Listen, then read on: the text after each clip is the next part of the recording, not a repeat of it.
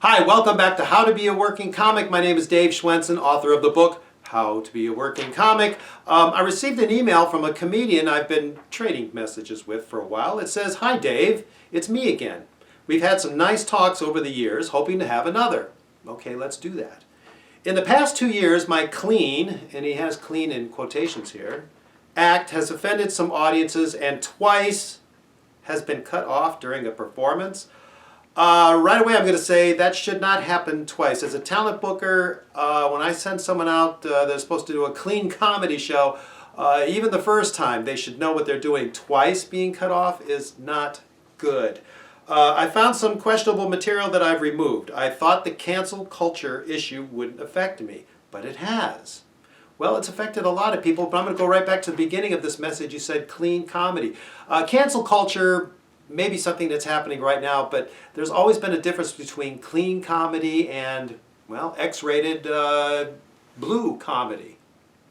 For an example of what I'm talking about, go back in time, check out George Carlin's The 7 Words You Can't Say on Television. It's a great example of what might be considered adult comedy, as opposed to clean comedy that would not use any of those words. Now, as a professional working comic, you need to know the difference. I'll be honest with you. With me, I've worked with XXX comedians, I've worked with Christian comedians. It doesn't matter to me at all as long as it makes me laugh, as long as I find it's funny. But all audiences don't feel that way. In my comedy workshops, I do urge comedians to work a bit cleaner because it will get them on more stages. They'll get more experience. Now, don't get me wrong. I'm not out to make anyone a G-rated Barney the Dinosaur comedian. I'm not like that at all. I believe in free speech. I also know that headliners can say and do whatever they want. But for the aspiring comedians, the ones just starting out, you want to get stage time. Ladies and gentlemen, please welcome. Okay, and here's some words of advice for any of you who might have aspirations of managing a major comedy club. I'll tell you right now, I've had that experience. And after a show, if you get the word back that someone wants to speak to the manager, it's not because they're going to tell you how great the show was. They're going to tell you what's wrong with it. And a lot of times they're going to say, "I was never so offended by what the comedian said on stage."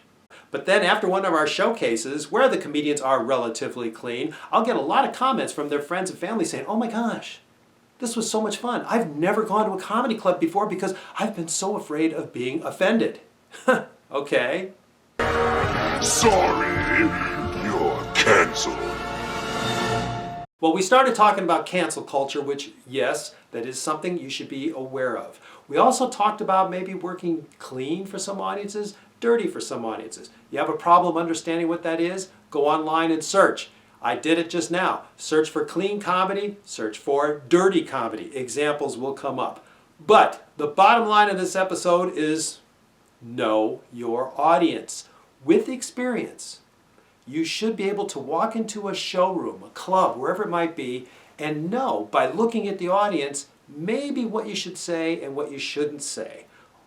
Now, there are some comics who say it's the audience's fault, this is what I do, and they're going to get it anyway. All right, a talent booker should know that also. But as an aspiring comedian, they don't know you as well, and they may request you to work a certain way. It could be cleaner, or it could be more adult. Know the difference. That's what you need to learn. All right, we'll probably talk more about this in future episodes, Know Your Audience. But in the meantime, I'm going to sign off. Once again, my name is Dave Schwensen. Subscribe to this channel.